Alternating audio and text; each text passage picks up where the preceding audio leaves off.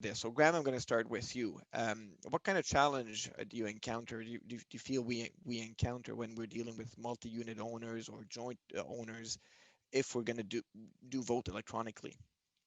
So if we're going to do the electronic vote, and I mean, I think as kind of a preface to what I'll say, I think these are challenges that were still experienced in normal times too, except that I think with the electronic voting and the kind of, I don't want to say overhaul, but kind of relook at the voting system we had in place that we're experiencing now, it's causing people to really double check and make sure that things are being done correctly. So as you pointed out, some problems that you can run into are, how can we make sure that if I own 3 units, that I get 3 votes in this electronic vote? Or similarly, if Jose and I both own a unit, it's not fair if we both tune into a virtual meeting and both vote, because then our unit would have got 2 votes. So things like this and owners being in arrears and that preventing them from voting, that all I think it's kind of like Jose said.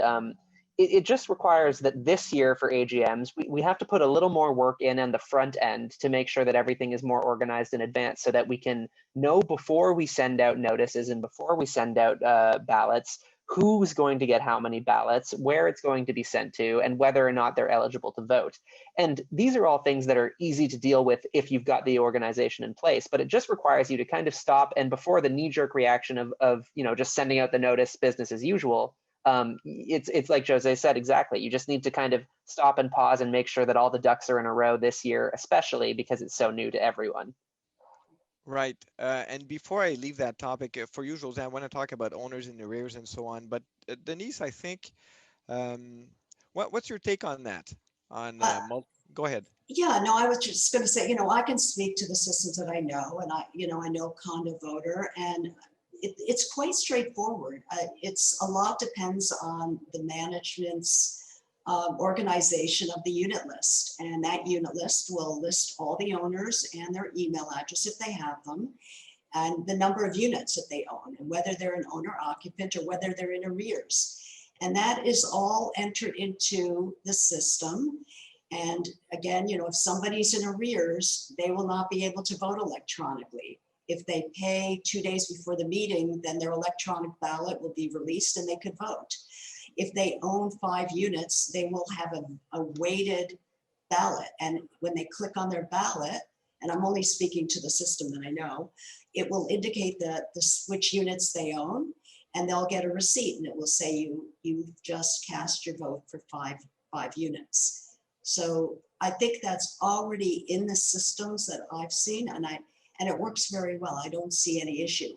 If you're doing it yourself by coming to a meeting and doing a show of hands, that's a different situation. But if you're doing an electronic vote, it's already taken care of in the system. Well, that's exactly it. I guess that's a good point to make is if you're using a service provider like Condo Voter or others, I mean, hopefully, if we provide you good information, you're able to set it all up for us, and that's great.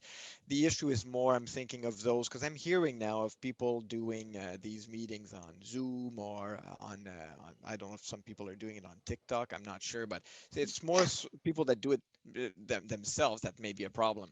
So, Jose, how do you sort of organize that information going forward? I think it's important to communicate with the meeting moderator and with the platforms that you're using to make sure that you're going to provide the information in a way that they can use. There's really no sense in giving them a list in Word if that's not what they're going to be using. And generally, I'm seeing that the lists are required in Excel to make sure that you have current information and proper information. Of course, if you're organized and you're already up to date on that kind of stuff, and you should be, it makes the process simpler, but you do have to watch out for units that are transacting during that period. I do have lists that change. People constantly change email addresses, right? They have 2 or 3 email addresses. They've given you one, they've canceled it, or you had their work email address and now they're not at work because it's pandemic, so they want to use a different one and they've not told you. So all that kind of stuff are the little bugaboos that are going to come and screw up your list a little bit. You have to make sure that you have the best information you can find to give to your service provider. Make sure that your arrears are up to date, and be aware that, of course, if there's a change in that arrears, if the person provides payment, you're going to have to be able to, in quick order, confirm with the service provider that this person may now vote. So really, it comes down to good management, good practices, and being organized.